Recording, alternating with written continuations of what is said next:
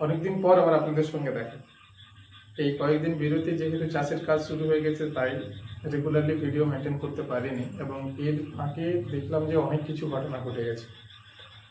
যে ঘটনাগুলি যদি আমরা বিবরণীতে যাই, সব থেকে বড় ইম্প্যাক্টফুল যে ঘটনা সেটা হলো ওবিসি 7% না 17%। আমরা দেখেছি যে বিগত সরকার যখন ছিল সেখানে ওবিসি নিয়ে একটা কেস হয়েছিল 7-17-তে, এবং নতুন সরকার এসে সেই ওবিসির কেস তুলে নিয়েছে, এবং ফাইনাল স্টেজে ওবিসির এ এবং বি এই ডিভিশন না থেকে শুধুমাত্র একটা ওবিসি রাখা হয়েছে, যেখানে 66টা সম্প্রদায়কে নমিনেটেড করা হয়েছে, যেগুলো 2010-এর পূর্বে ছিল উল্লেখিত সেই জাতিগুলোকে। বিষয় এখানে একটা ক্লারিফিকেশন হয়ে গেছে সরকারের দিক থেকে যে এর পরবর্তী যে ওবিসি ওয়েস্ট বেঙ্গলের যে কোনো সরকারি চাকরির পরীক্ষাতে এলিজিবল হবে সেটা হচ্ছে 66টা কাস্ট। সমস্যা রইল যে যেগুলো অনগোয়িং রিক্রুটমেন্ট ছিল, সেই অনগোয়িং রিক্রুটমেন্টের উপরে এই নীতির কি প্রভাব পড়বে।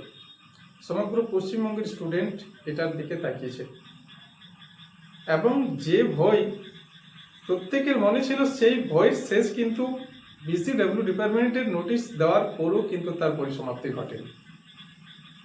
আমরা দেখলাম যে গত দুদিন আগে হয়তো একটা নোটিশ ভাইরাল করা হয়েছে বিসিডব্লিউর তরফ থেকে, যেখানে ওবিসির ক্লিয়ারিফিকেশনের নোটিশ আমরা দেখতে পাচ্ছি সঙ্গে। সুন্দর করে নোটিশটা যখন আমরা খুলছি, ওপর থেকে যখন পড়তে শুরু করছি, দেখতে গেলে মনে হচ্ছে যে সম্পূর্ণ নোটিশটা এত সুন্দর করে গাইড করে দেওয়া রয়েছে সবকিছু, যে এরপরে আর কোনো বিষয় নিয়ে আমাদের সন্দেহই থাকছে না। যে নিয়োগগুলো চলছে সেই নিয়োগগুলোতে কিভাবে ওবিসির নিয়োগ করা হবে, কি হারে তার মান্যতা দেওয়া হবে পার্সেন্টেজ। কিন্তু যখন নোটিশটা পড়তে পড়তে আমরা শেষের পাতার দিকে গিয়ে পৌঁছাচ্ছি, আমাদের যে জটিলতা প্রথম থেকে শুরু হয়েছিল, নোটিশটা খুব সুন্দর বা খুব ট্রিকি পয়েন্ট দিয়ে সেই জায়গাতেই গিয়ে এন্ড আপ করেছে বা তার শেষ করেছে। দ্যাট মিনস পুরো নোটিশটা পড়ার পর আমরা এখনো পর্যন্ত কেউ 100% ক্ল্যারিফাই দিয়ে বলতে পারি না যেটা 7% রিজার্ভেশন দিয়েছে নাকি 17% রিজার্ভেশন দিয়েছে।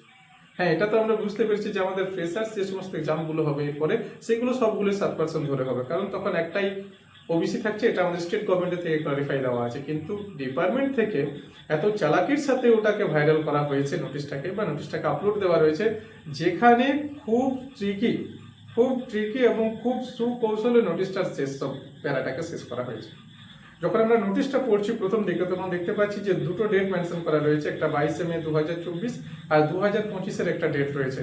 খুব সুন্দর করে জায়গাগুলোকে ক্লিয়ার করে দেওয়া আছে যে এখানে যে নিয়মগুলো রয়েছে সেগুলো যে প্রিভিয়াস রিজার্ভেশন পলিসি ছিল সেই অনুযায়ী হবে। কিন্তু আবার যখন শেষের স্ট্যান্ডার্ডটাতে আসে, আমরা নোটিশটা শেষ হওয়ার উপরের দিকে কয়েকটা স্ট্যান্ডার্ডে, সেখানে এত সুন্দর করে তাকে শেষ করা হচ্ছে। খুব ভালো ভালো ইংরেজি বিদ্যার মানে এটাকে পড়ানোর পর আমি একটা ছোট্ট মাপের, আমি পুরুলিয়া ডিস্ট্রিক্ট থেকে আসি, একটা ছোট্ট মাপের তোমাদের দাদা, মনে রাখো আমি নিজেকে শিক্ষক মনে করি না যে আমি একজন শিক্ষক হওয়ার সমতুল্য, আমি নিজেকে পুকুর এটা দাবি রাখি না, আমি তোমাদের একজন দাদা। জাস্ট যেটুকু আমার নলেজের মধ্যে আছে তা দিয়ে ব্যক্ত করে এটা বলছি যে এত সুন্দর করে এটাকে শেষ করা হয়েছে যে এই পুরো নোটিশে কোনো জায়গাতে ক্লারিফাই করে দেওয়া নেই যে এটা 7 না 17-তে চলছে। এরপর অনেকে মনে হবে যে আপনি খুব বেশি বুঝেন বা আপনি খুব বেশি বিশেষজ্ঞ, তো না, এটা আমি আমার ব্যক্তিগত কথা বলছি। এই নোটিশটা ভালো ভালো ইংরেজি বিদদেরকে পড়ানোর পর আমি তাদের সাজেশন পাওয়ার পরে তাদের অ্যাডভাইস অনুযায়ী তারা আমাকে যে অ্যাডভাইসটা দিয়েছেন আমি সেই কথাগুলো আপনাদের সামনে তুলে ধরছি। এই নোটিশ 7 বা 17% নিয়োগ হবে যে এক্সামগুলোতে সব থেকে বেশি ইম্প্যাক্ট পড়বে এই নোটিশের উপর, সেগুলো হলো SLST, group C, group D, WP constable এবং যে পিএসসির এক্সামগুলো রয়েছে সেগুলো। বিশেষ করে যে সমস্ত এক্সামের ফাইনাল পর্যায়ে পৌঁছে গেছে, যে সমস্ত এক্সামগুলোর পুরো ফাইনাল পর্যায়ে পৌঁছে গেছে, যেমন এসএলএসটি একটা নিয়োগ হয়ে গেছে আর পরের ধাপের নিয়োগ হবে। তাহলে ফার্স্ট ফেজ নিয়োগ হয়েছে, 17% পলিসিতে নিয়োগ হয়ে গেছে। সেকেন্ড ফেজের নিয়োগ যখন শুরু হবে তখন দেখো ওবিসির নোটিশ ভাইরাল হয়ে গেল। তাহলে কিসে হবে নিয়োগ? সেখানে মেনশন করে দেওয়া রয়েছে যে জয়নিং লেটার যদি ইস্যু হয়ে থাকে তাহলে আগের পলিসিতে হবে, জয়নিং লেটার ইস্যু না হলে পরের পলিসিতে হবে। একটাই নিয়োগে কি ধরনের এটা তামাশা! তাহলে এটা কেমন জায়গা একটা রেখে দিয়েছে, কেমন একটা নোটিশটা পড়লেই বুঝে যাচ্ছে না যে একটা আইনি জটিলতার জায়গায় নোটিশটাতেই করে দেওয়া আছে। যদি একজন চাই যে এটাকে নিয়ে আমরা আইনি জটিলতা আবার তৈরি করবো, তা তারা তৈরি করতে পারে। তাহলে একটা চলতি রিক্রুটমেন্টে কিভাবে এটা করা যায় যে একদল একটা আলাদা সুবিধা পাবে, একদল একটা আরেকটা সুবিধা পাবে? এরপরে গ্রুপ সি গ্রুপ ডির কথা যদি আসে, গ্রুপ সি গ্রুপ ডিতে যদি 7% হয়, সেখানে ফ্রেশার্স রয়েছে 2016 প্রার্থীও রয়েছে।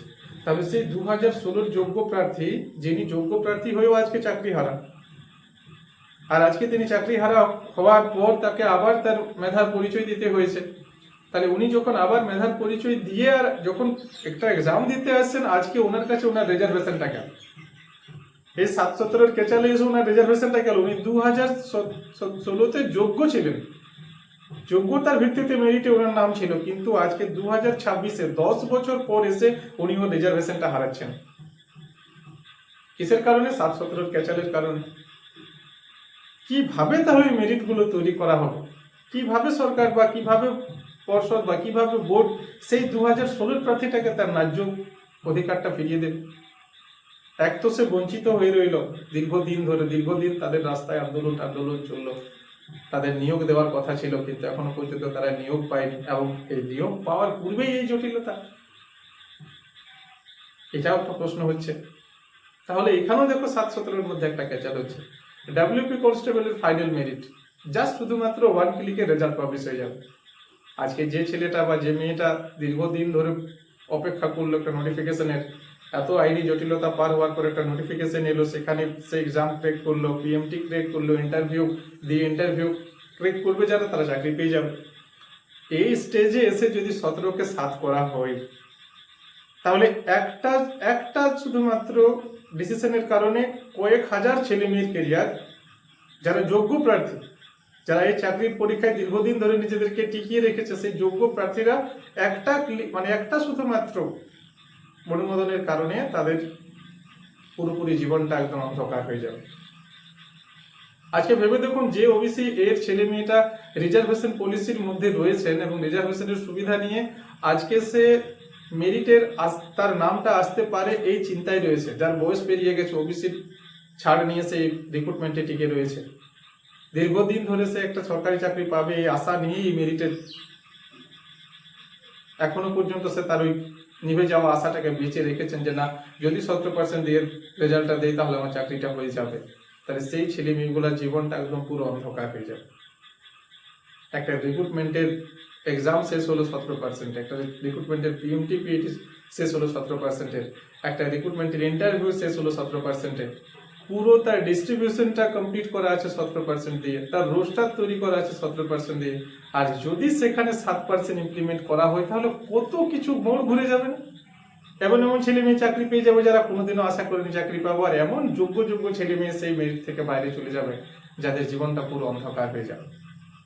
তা আমি সকলের কাছে হাত জোড় করবো যে কোনো ডিসিশন নেওয়ার আগে এগুলোকে পুনর্বিবেচনা করার প্রয়োজন রয়েছে।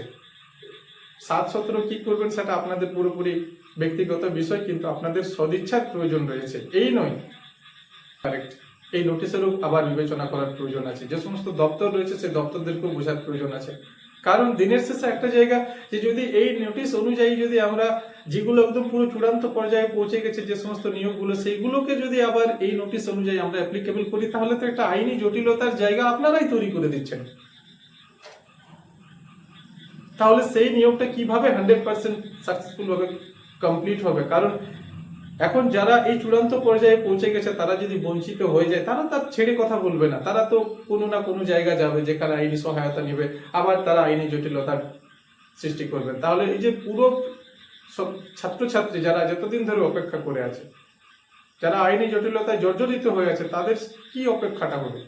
তাদের অপেক্ষার অবসান হলো না, তারা আবার আইনি জটিলতায় চলবে, তখন আবার সেই দীর্ঘদিন একটা অপেক্ষা করে যেতে হবে। তাই প্রত্যেকের কাছে অনুরোধ রয়েছে যে প্রত্যেকে সদিচ্ছা দেখান। যে সমস্ত এক্সামগুলো চূড়ান্ত পর্যায়ে পৌঁছে গেছে, সেই সমস্ত এক্সামের ফাইনাল মেরিট বলুন, রেজাল্ট বলুন, বা ফাইনাল সিলেকশন ক্রাইটেরিয়া বলুন, এগুলোতে চেঞ্জ আনার আগে আমি মনে করি আবার পুনর্বিবেচনা করার প্রয়োজন রয়েছে। পুনর্বিবেচনা করেই আপনারা সদিচ্ছার সহকারে এই রিক্রুটমেন্টগুলোকে এগিয়ে নিয়ে যান, যাতে কোনো যোগ্য প্রার্থী বঞ্চিত হতে না হয়, এবং যারা দীর্ঘদিন ধরে অপেক্ষা করে রয়েছে কোনো একটা মেরিটের জন্য এবং মনে হচ্ছে এবারে তারা সেই মেরিটে জায়গা পাবেন, সেই সমস্ত প্রার্থীকেও যেন বঞ্চিত না করা হয়। আমি আশা রাখছি সরকার, বোর্ড, পর্ষদ প্রত্যেকেই নিজের সদিচ্ছা দেখাবেন এবং আবার পুনর্বিবেচনার মাধ্যমে এই নিয়োগ প্রক্রিয়াগুলোকে দ্রুত সম্পন্ন করবেন। ভালো থাকবেন সবাই।